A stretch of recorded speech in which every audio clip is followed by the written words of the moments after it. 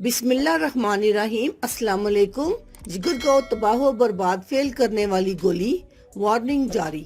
पाकिस्तान में दर्द से निजात के लिए कसरत से इस्तेमाल होने वाली गोली, नाम जानिए हमारी इस वीडियो में। अगर आपके सर में दर्द हो या बुखार की कैफियत हो तो आप डॉक्टर के पास जाने के बजाय इसे मामूली समझकर घर में मौजूद गोलियों के इस्तेमाल को तरजीह देते हैं। इन अद्वियात में सबसे ज्यादा इस्तेमाल में लाई जाने वाली गोली पैरासीटामोल है, जो बरस या हर बरस से इस्तेमाल में लाई जा रही है। लेकिन अब हालिया तहकीक में पैरासीटामोल के बकसरत इस्तेमाल को नुकसानदेह करार दे दिया गया है। साइंसदानों की तहकीक के बाद अब ये एक बात सामने आई है कि पैरासीटामोल का ज्यादा इस्तेमाल नुकसानदेह है। कसरत से पैरासीटामोल खाने से इंसान के जिगर को इतना ही नुकसान पहुंचता है जितना कैंसर, यरकान या कसरत शराब नोशी से। साइंसदानों के मुताबिक पूरी दुनिया में जिगर फेल होने का सबसे बड़ा सबब यही पैरासीटामोल है। तहकीक में शामिल एक रुकन डॉक्टर के मुताबिक पैरासीटामोल के असरात जांचने के लिए इंसानों पर तजर्बात किए गए, जिसमें से ये बात सामने आई कि पैरासीटामोल खाने से इंसानी जिगर कुदरती अंदाज में काम करने के काबिल नहीं रहता। तहकीक से हासिल होने वाले नताइज से